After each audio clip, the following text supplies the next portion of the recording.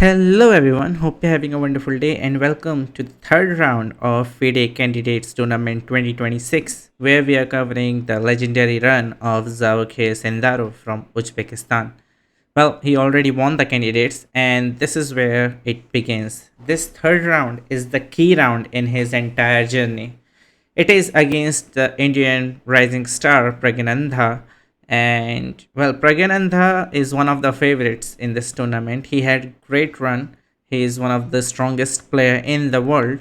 Javakir as well, of course, but Praggnanandhaa has been on a spotlight for more than Javakir. And Praggnanandhaa is actually white. Javakir is black. So we're gonna flip the board and try to look at from black side. Okay, so Jawahir is black as I said and Praggnanandhaa is white.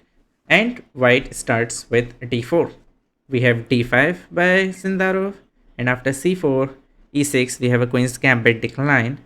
Knight c3, bishop to e7. Avoiding any bishop g5 theory which can happen after knight f6 and bishop g5, which is one of the main line that white can go for. So bishop to e7, a slightly trickier idea. And after knight to f3, yes, you can take this pawn, of course, and that is one of the main lines. But okay, knight f3, knight f6, and bishop to f4. Both players are blitzing out so far. And of course, there are thousands and thousands of games in this position. White castled.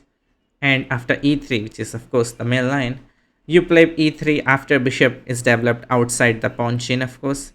And here almost exclusively pawn to c5 is played, and this is what we have in this game as well. So nothing out of ordinary, no out of the world opening theory so far. It's all been played multiple times, so both of these players are very much within the main line stuff. We have d takes c5, bishop takes c5, and a3 after a couple of minutes, maybe just recalling his opening preparation, Praggnanandhaa. So far, all good. Actually, what fascinates me in this position is that white score is already above 60%. It is like 65, 67% in white's favor, which is quite big considering this is still a male line stuff. And so, yeah, in general, more games, white is the one who is likely to win than to lose, which makes this game even more interesting. Okay, knight to c6, still most played moves. Queen to c2 and rook to e8 by black. Okay, and in this position, the main line that white goes for generally is long castle. And then you play move like e5, and black has some type of gambit here. And yeah, it's been analyzed, played multiple times. Even Praggnanandhaa has played this from black side couple of times. And one of the notable game is Vidit Gujarati versus Praggnanandhaa, where Praggnanandhaa has some type of 100% accuracy game there. So yeah, and another move which you can go for white, as modern engine shows, is b4 directly, which has been played only few times. So if you are white and you play queen's gambit, you can try b4 here, because here knight b4 just doesn't work.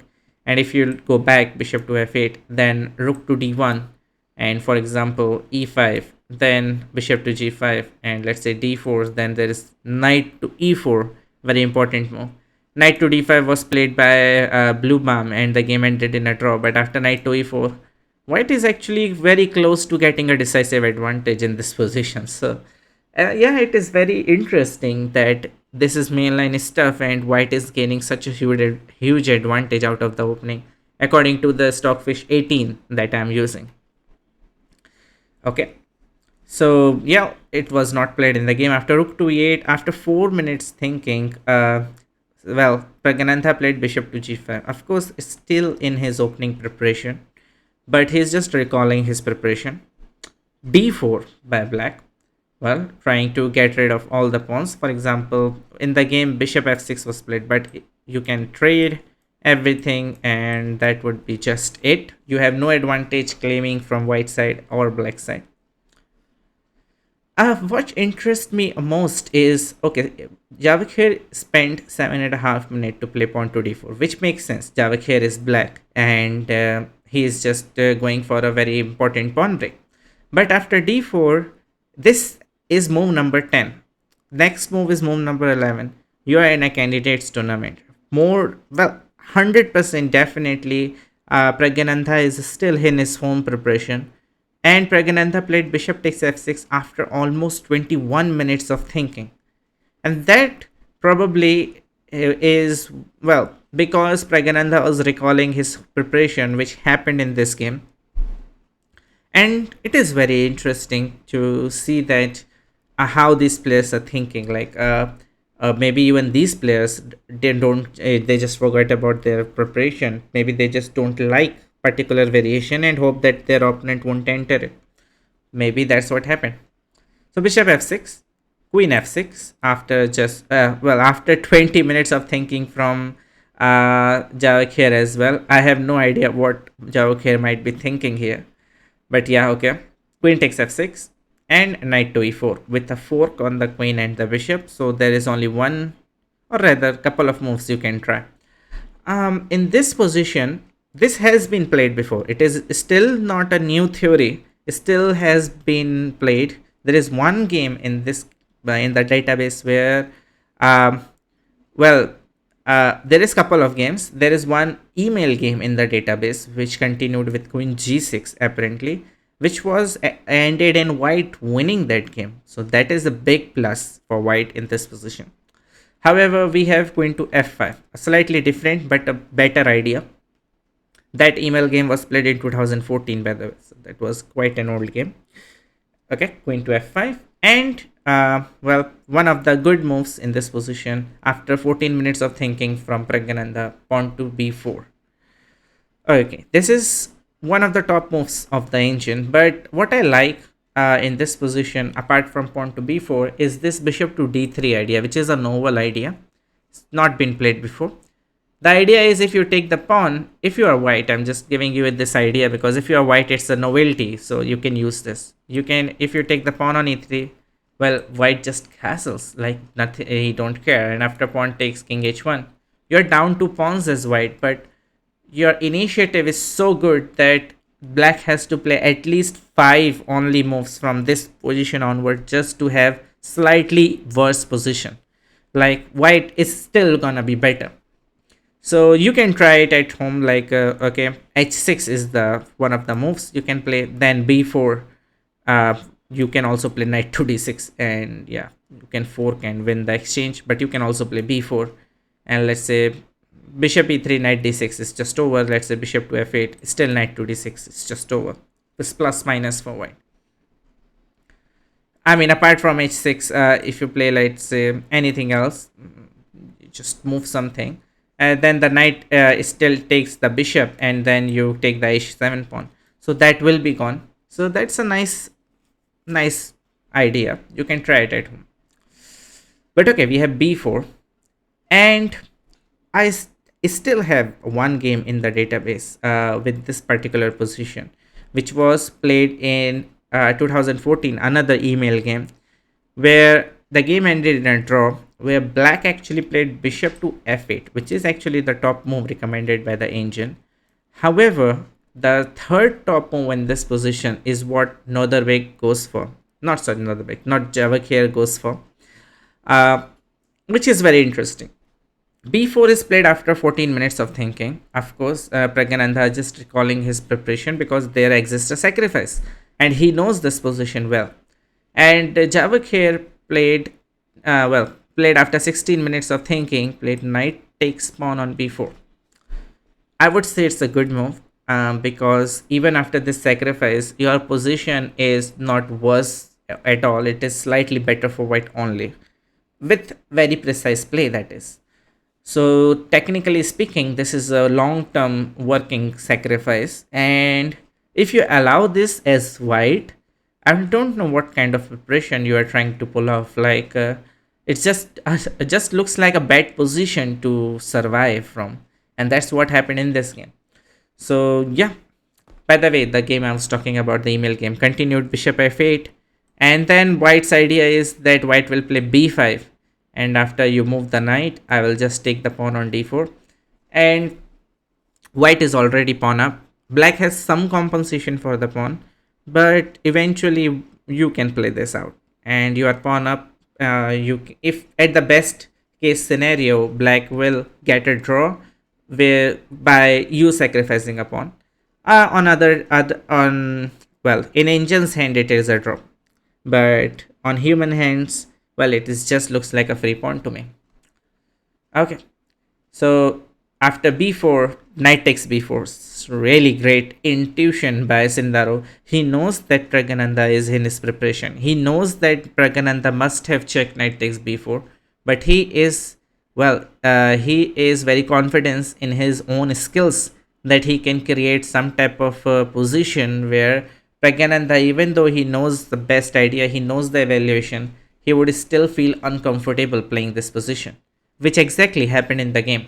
So you have to take the knight, and after bishop takes b4, after 6 minutes of thinking, Praggnanandhaa played king to d1, which is one of the two top moves of engine.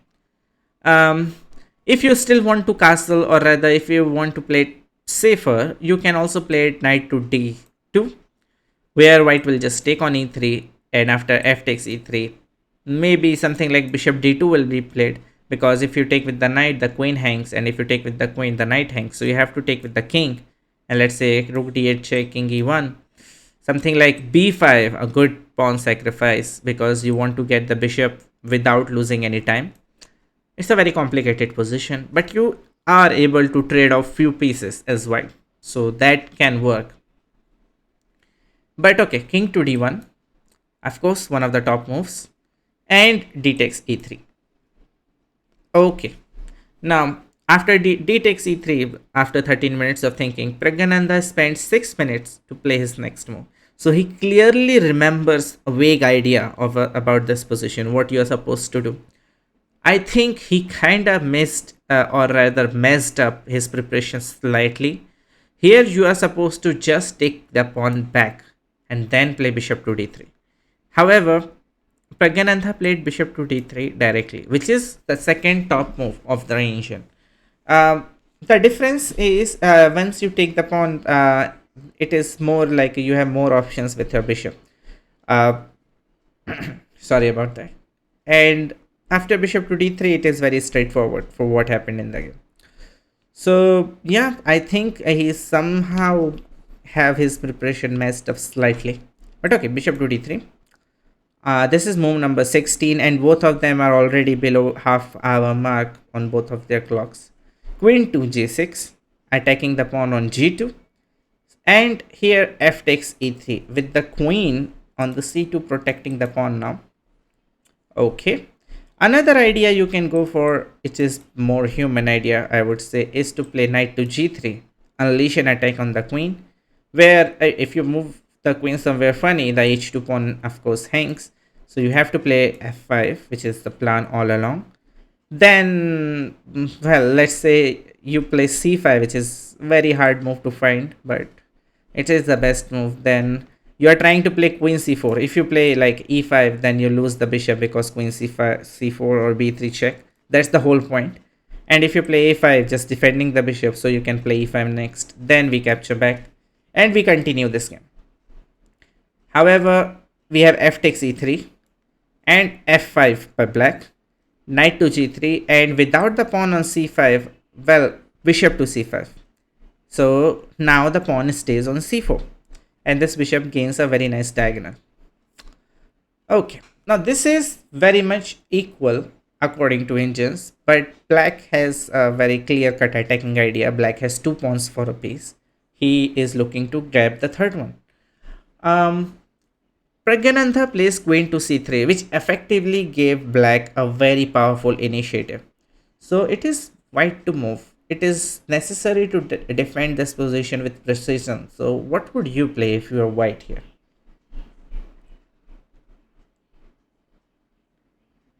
Okay, it's not any, I mean, the idea itself is easy to find. I believe you are not trying to make this move because it opens your king even further.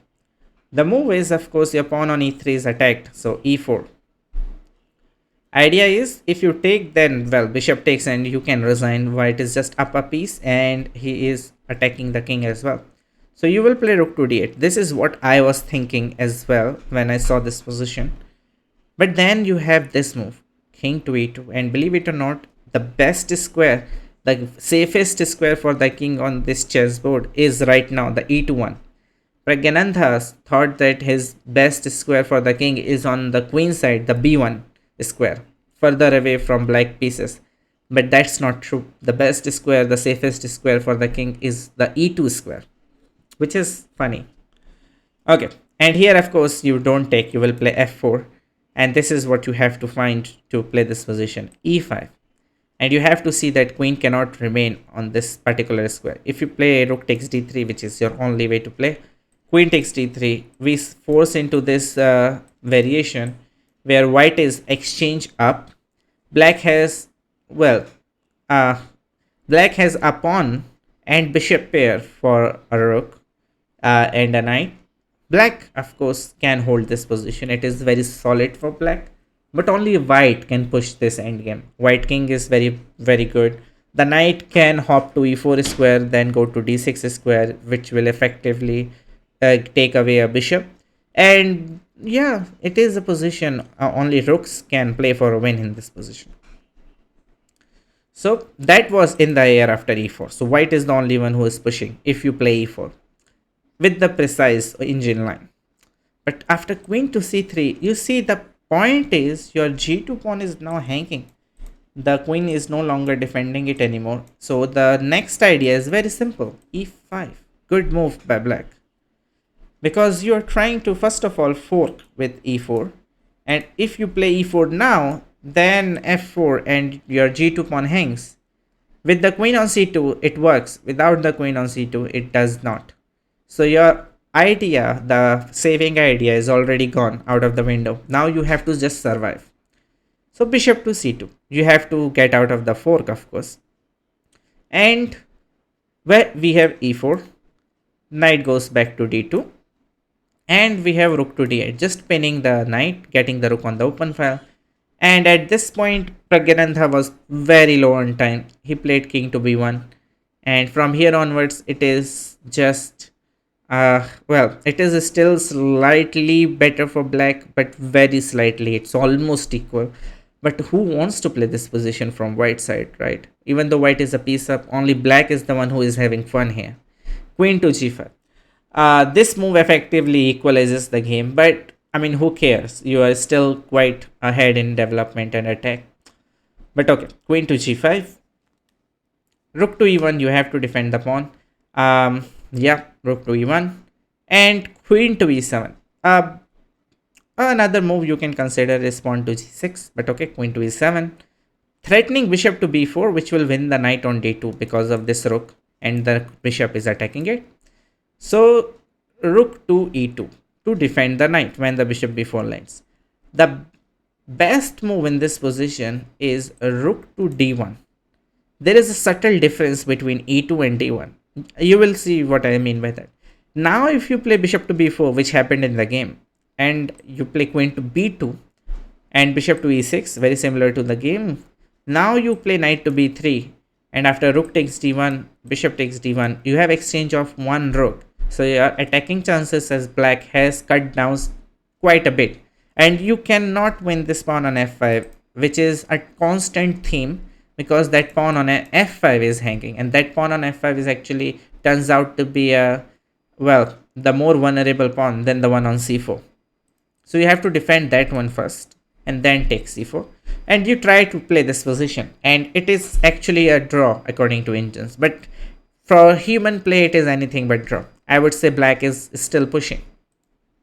So rook to d1, exchange of one pair of rook to just die down a little bit of an activity that black rooks have. But okay, rook to e2 and bishop to b4, queen to b2, same line.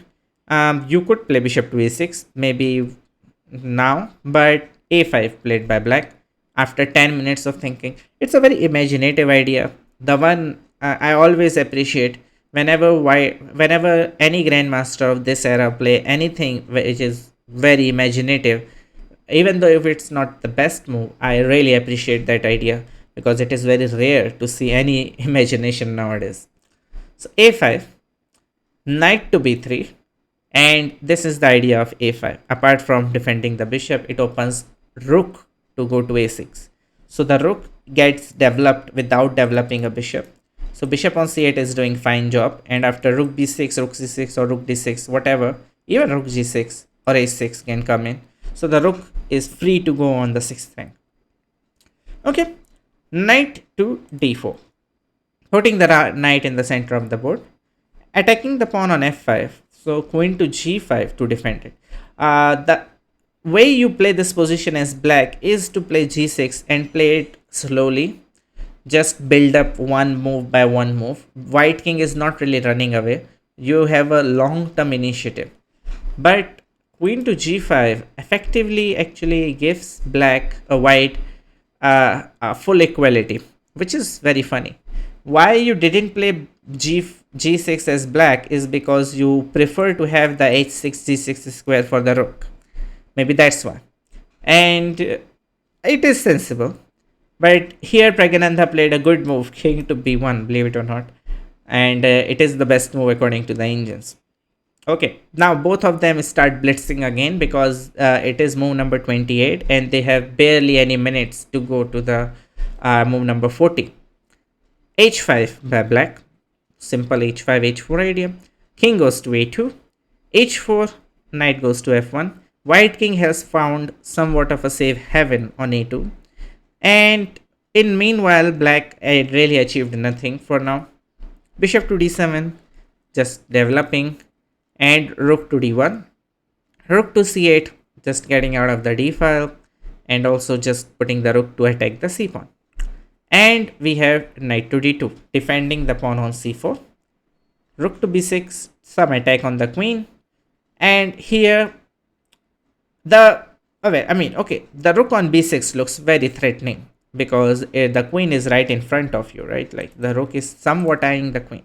But the actual fact is you cannot really do anything with this discovery because the rook is actually undefended. So wherever you move apart from c5, you are gonna capture the rook, which is just that. So there is no discovery. The best way to play this position is, believe it or not, is to do nothing as white.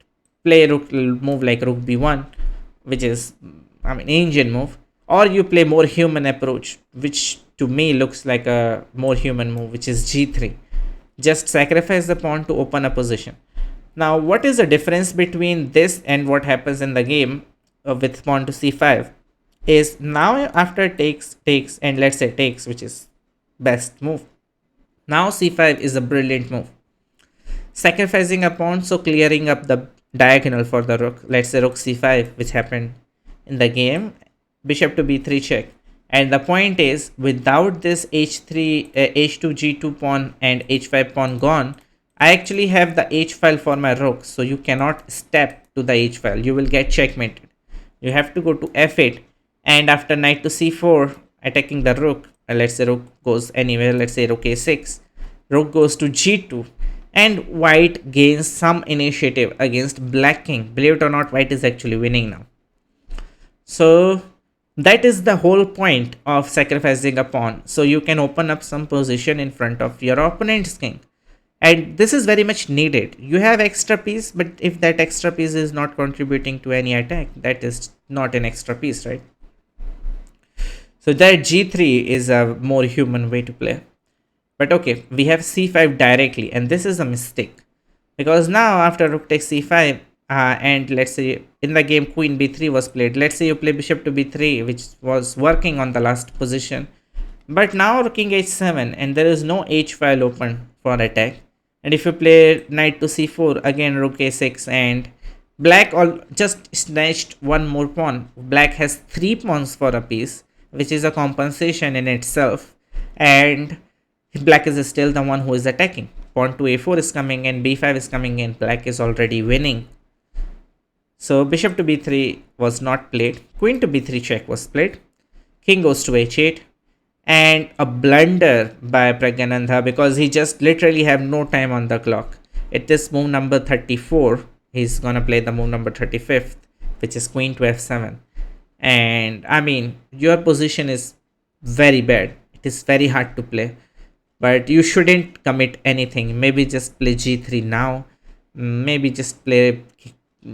It is very hard to suggest a move, but maybe knight c4. But yeah, not queen f7. Because it directly loses. So white to move, well, sorry, black to move, find a winning continuation for black while I give you a couple of seconds. Okay.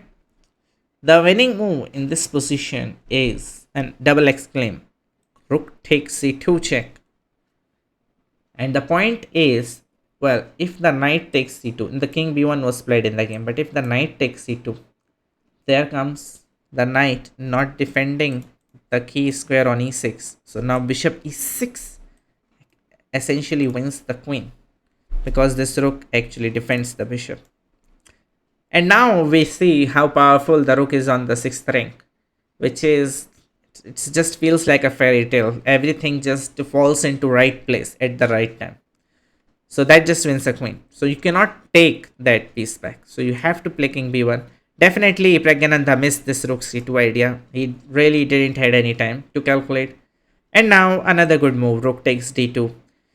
Because it will be a check when the bishop moves. So after rook takes, bishop takes, it's a check from the rook. The king moves.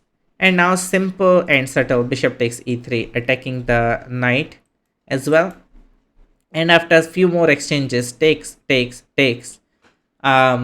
Queen to f6 was played. A good move by Javakir. And it was in this position at move number correct 40 that Praggnanandhaa resigned because black is not even a piece down. Black is actually up 4 pawns.